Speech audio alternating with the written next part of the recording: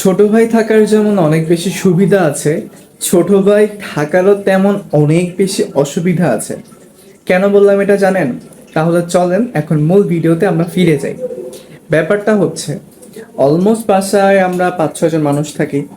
সবারই খাওয়া দাওয়া মোটামুটি ভাবে শেষ বলা যায় আর কি, কারণ আমরা সারা রাতই খাইতে থাকি। আমাদের খাওয়ার কোনো ডিসিপ্লিন নাই, খাওয়ার কোনো নির্দিষ্ট সময়ও নাই। তো আমার ভাই কিছুক্ষণ আগে আমার বন্ধুর হাত দিয়ে ভাত খাইলো। তার খুব ইচ্ছা জাভেদ ভাইয়ের হাতে ভাত খাবে। ওইদিকে আব্বু আম্মা এখনো টিভি দেখতেছে। আর আমার তো বুঝছেনই, কাউয়ার বাসা, আমি কাউয়ার বাসা চুলকাইতেছিলাম বসে বসে। তো এর মাঝখানে ছোট ভাইয়ের আবদার, সে নাকি পেঁয়াজ পোড়া দিয়ে গরুর মাংসের ভর্তা খাবে। চিন্তা করেন এই রাত্রেবেলা তার কত কিছু খাইতে ইচ্ছা করে। ওইদিকে আব্বু আম্মু আমার উপরে চিল্লাচ্ছে, অথচ ছোট ছেলেকে কিছু বলার নামই নাই।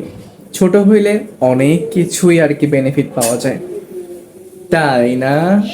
যাই হোক, যেহেতু ছোট ভাই আবদার করছে, আবদার তো পূরণ করতেই হবে। আবদার পূরণ করার জন্য আমি 2টা পেঁয়াজ চুলার মধ্যে দিয়ে দিয়েছি এবং সে নিজেই এগুলোকে পোড়াচ্ছে। পেঁয়াজ পোড়াতে পোড়াতে আমাকে বলতেছে, ভাইয়া আমাকে একটু ভিডিও করো। আর অন্যদিকে আমি মাংসের তরকারি থেকে 4 পিস মাংস তুলে ধুয়ে আম্মুকে বলেছি, আম্মু তুমি একটু বেটে দাও। বলা যায় আমাদের যৌথ কাজের মাধ্যমে ভর্তাটা আজকে তৈরি হবে। আম্মু যেহেতু বাটা ঘষা করতে অনেক ভালো পারে, এই জন্য আম্মুকে বললাম, আম্মু তুমি বাটার কাজটা করে দাও, বাকি কাজটুকু আমি করব।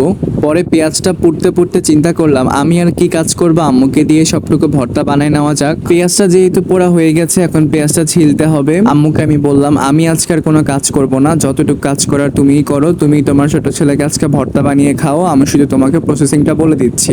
তবে আপনারা যারা এখন পর্যন্ত পোড়া পেঁয়াজ দিয়ে কোনো ধরনের ভর্তা করে খান নাই, তারা একবার হলো খেয়ে দেখবেন, আসলে অনেক মজা লাগে। কোরবানি ঈদের পর থেকে এখন পর্যন্ত আমি 3 ধরনের মাংসের ভর্তা বানিয়েছি। এর মধ্যে আজকের ভর্তাটাই হয়তোবা সব থেকে বেশি মজা লাগবে বলে আমার মনে হচ্ছে। আম্মুর মাংস এবং পেঁয়াজ একসাথে বাটা কমপ্লিট, তাই আমি এখন দিয়ে দিলাম মরিচের গুঁড়া, আর এখন দিয়ে দিচ্ছি স্বাদ মতো লবণ। লবণের পরিমাণটা কম দেওয়ার একটাই কারণ, যেহেতু আমি তরকারির ভিতর থেকে মাংসগুলো উঠিয়ে নিয়েছিলাম, তাই মাংসের মধ্যে লবণ রয়ে গিয়েছিল। বেশি করে লবণ পড়লে পরে আবার লবণ লবণ লাগবে, খাইতে একটুও ভালো লাগবে না। আম্মু লবণ মরিচের সাথে মাংস এবং পেঁয়াজ বাটাটাকে খুব ভালোভাবে মিশিয়ে নিয়েছে, আর এখন আমি দিয়ে দিলাম সরিষার তেল। প্রায় রেডি হয়ে গেল আমাদের পোড়া পেঁয়াজ দিয়ে মাংসের ভর্তা। যারা যারা খান নাই তারা একবার হলেও বানিয়ে খেয়ে দেখবেন। ভর্তা বানানো শেষে আম্মু আমার বন্ধুকে দিয়ে টেস্ট করা ছিল এবং আমার বন্ধু বলল মজা হয়েছে।